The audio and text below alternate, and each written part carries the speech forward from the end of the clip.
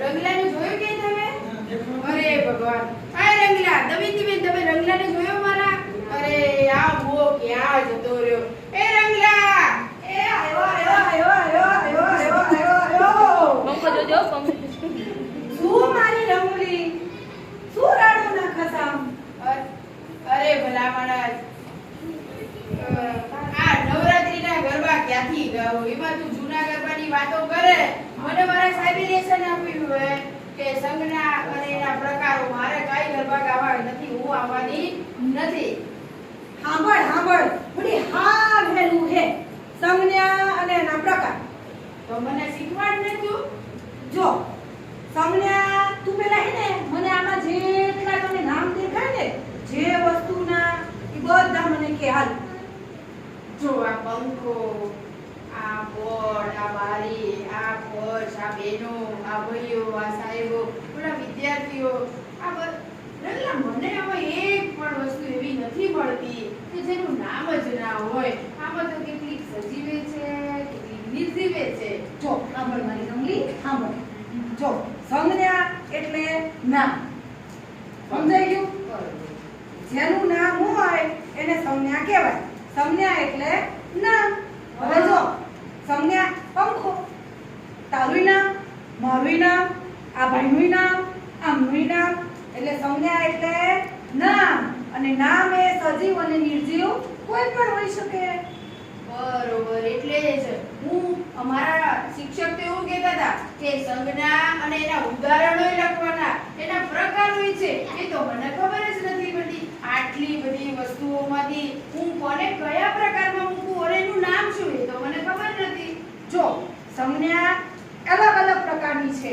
એક છે વ્યક્તિવાચક, એક છે જાતિવાચક, એક છે દ્રવ્યવાચક, એક છે ભાવવાચક, એક છે સમૂહવાચક.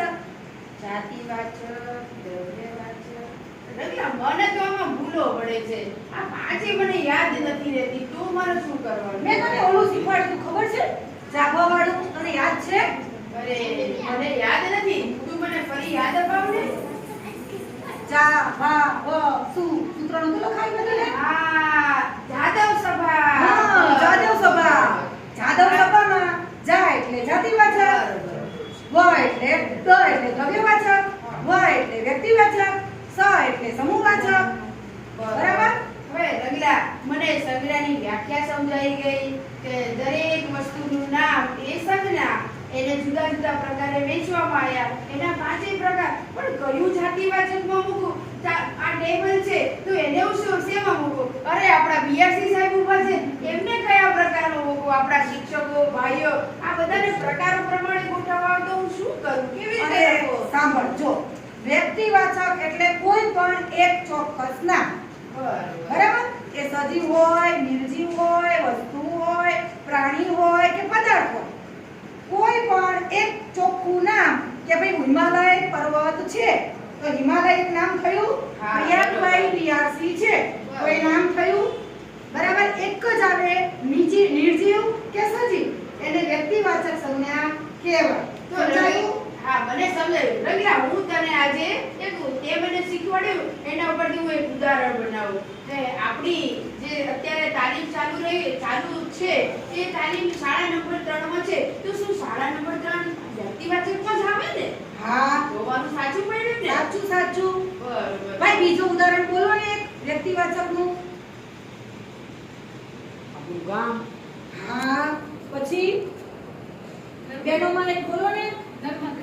નર્મદા નદી. સરસ. હવે જો બીજી સંજ્ઞા એ દ્રવ્યવાચક સંજ્ઞા.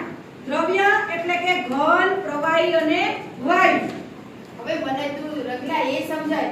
મને પાછા એક તો 5 પ્રકાર શીખવાડ્યા, એમાંય પાછું તું દ્રવ્યવાચકમાં ઘન લાવે, પ્રવાહી લાવે, વાયુ લાવે. તો મને એ થોડું વધારે સમજાવ ને. જો ઘન એટલે કે મારે આટલા કિલો અનાજ જોઈએ છે.